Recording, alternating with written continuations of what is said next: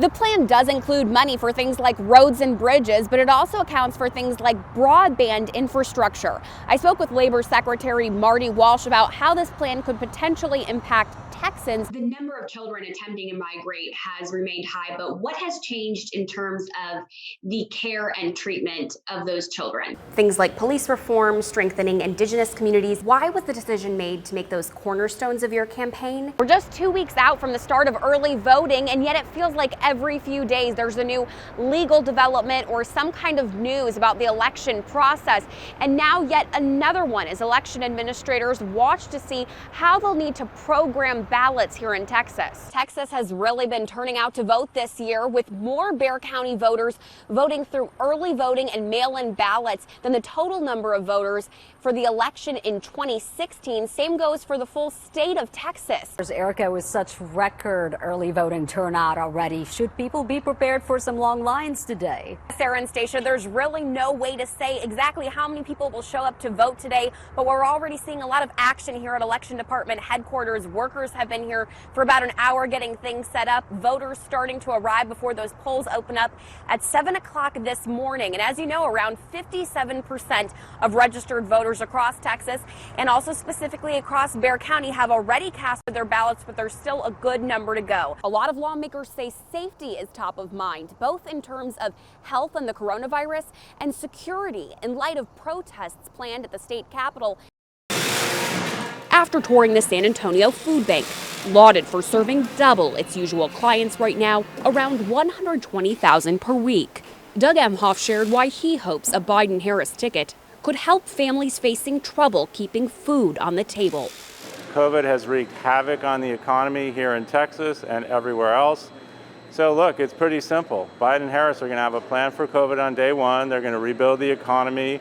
The longtime lawyer hit the trail with wife Senator Kamala Harris and teamed up with Dr. Jill Biden to meet with military families in Nebraska and hear from people in New Hampshire with pre-existing conditions. Now he hopes a trip to Texas could help the campaign connect here. Look at the disparate impact on communities here in Texas.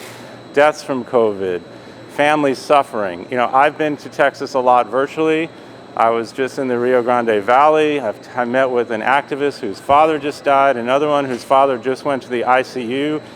COVID is real, it's serious, it's dangerous, and that's what people are seeing here. Current Second Lady Karen Pence has also hit the trail this year, hoping to help keep President Donald Trump and her husband, Vice President Mike Pence, in the White House. If former Vice President Joe Biden and Senator Harris win in November, Emhoff would become the nation's first second gentleman. The longer I've been out on the trail, listening to issues that are going all around the country, like food insecurity, which is an issue here, it's really access to opportunity, access to fairness, access to living the American dream. In-person early voting in Texas starts next Tuesday. Erica Zucco, KENS 5 Eyewitness News.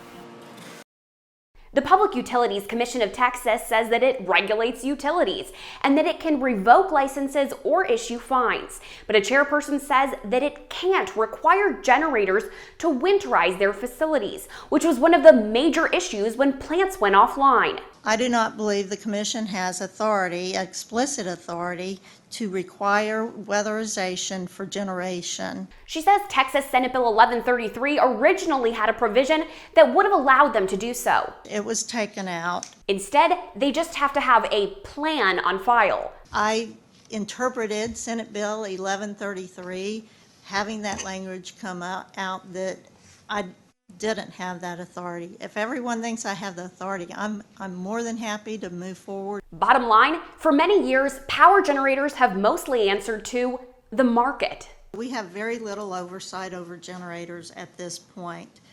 The competitive market is what incents them to do repairs, to build facilities. What the PUC can do is oversee the budget, fees, finances, and operations of the Emergency Reliability Council of Texas, ERCOT. ERCOT does not own generation. ERCOT does not operate power plants. ERCOT does not own transmission lines. So what do they do? We're more like air traffic control for the Texas grid. So who exactly makes decisions about that traffic control? The board is structured the way it is because it's very specifically written out in the Public Utility Regulatory Act in section 39-151. It says, here's who's on the ERCOT board. And there are 7 segments.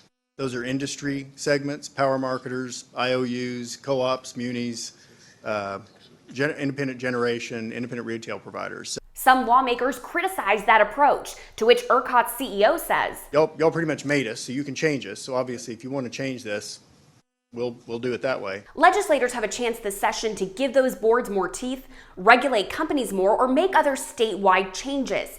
And what they decide is about more than finding fault. It's about preventing another crisis like this one.